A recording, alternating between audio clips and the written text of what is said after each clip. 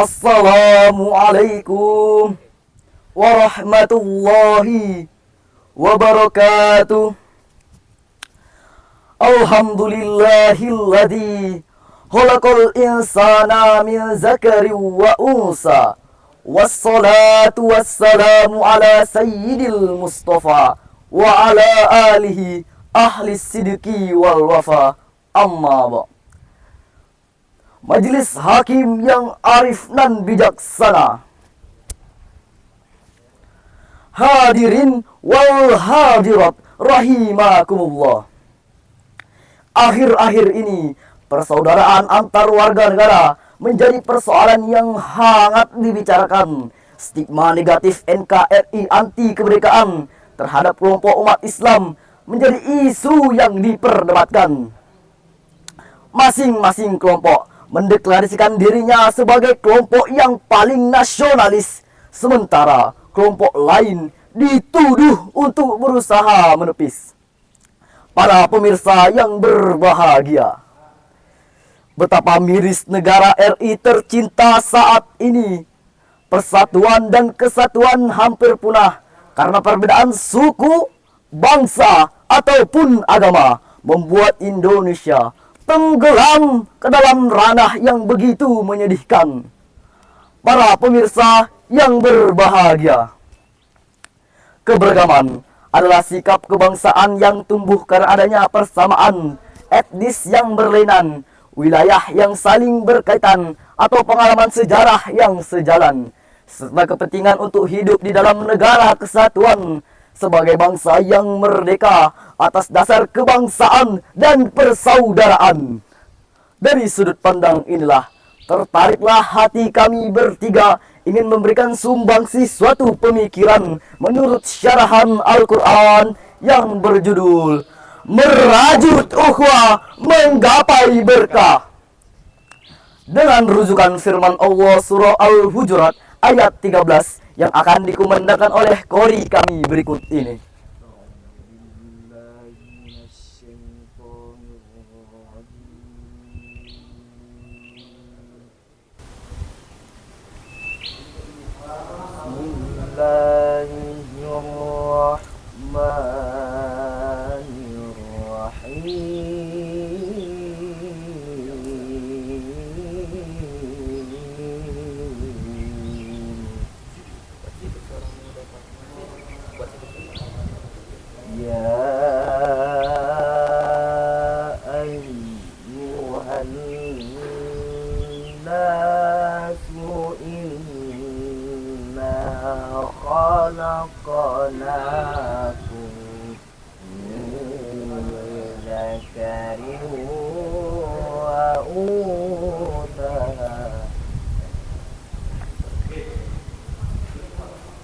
وَجَعَلْنَاكُمْ شُعُوبًا وَقَبَائِلَ لِتَعَارَفُوا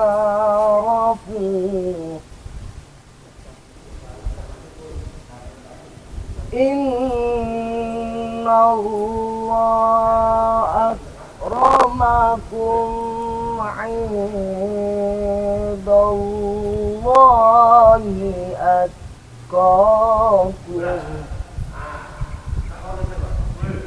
إِنَّ اللَّهَ عَلِيمٌ خَبِيرٌ.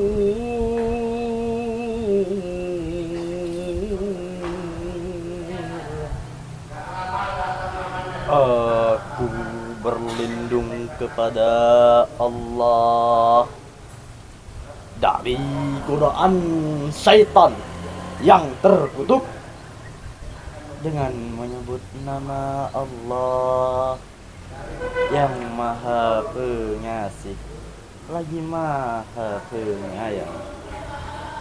Wahai manusia, sungguh kami telah menciptakan kamu dari seorang laki-laki dan seorang perempuan. Kemudian kami jadikan kamu berbangsa-bangsa dan bersuku-suku agar kamu saling mengenal.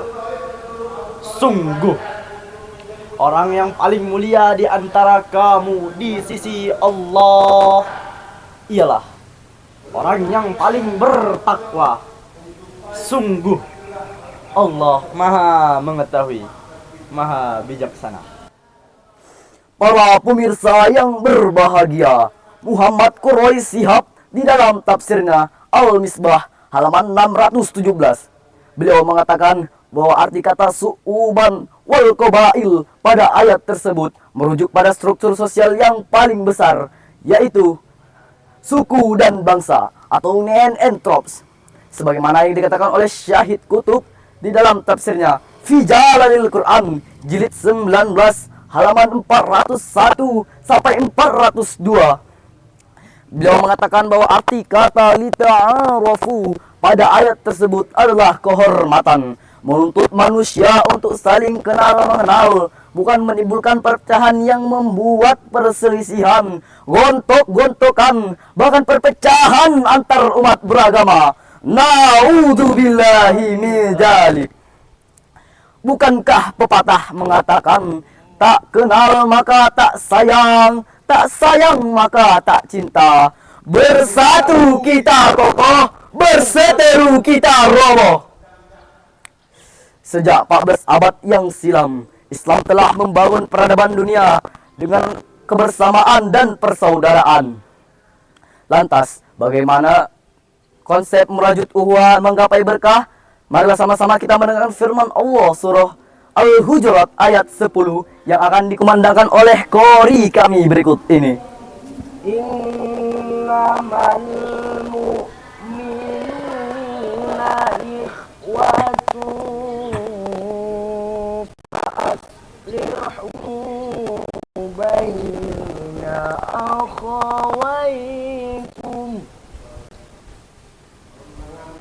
wattaqullaha la'allakum turhamun.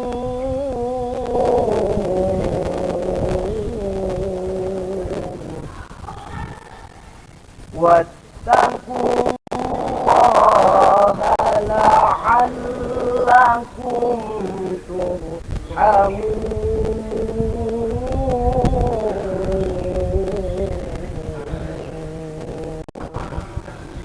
Sadaqallahul azim. Sesungguhnya orang-orang mukmin itu bersaudara. Karena itu, damaikanlah kedua saudaramu yang berselisih. Sungguh, bertakwalah. Niscaya kamu akan mendapat rahmat. Para pemirsa yang berbahagia, Muhammad Mustafa Al-Mahroji jilid 9 halaman 31, beliau menjelaskan tentang ayat tadi bahwa kita sesama umat muslim adalah bersaudara dan perdamaian wajib kita lakukan. Muhammad Said bin Mansur Ibnu Jarir bersumber dari Imam Malik. Adapun asbabun nuzul pada ayat tadi bahwa karena ada dua orang kaum muslim yang bertikai, maka marahlah pengikut dari kaum tersebut.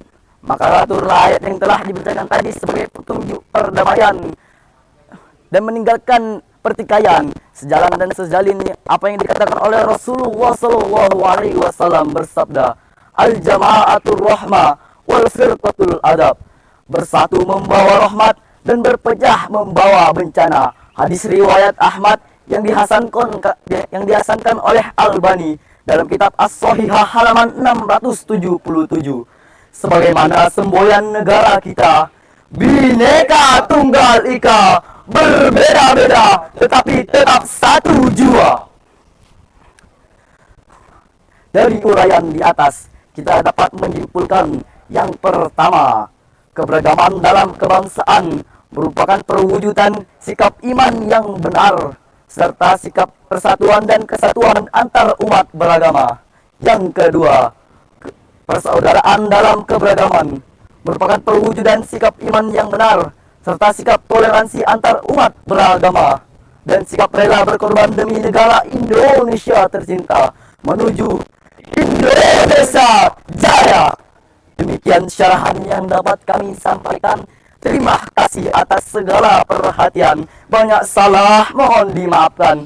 Assalamualaikum warahmatullahi wabarakatuh.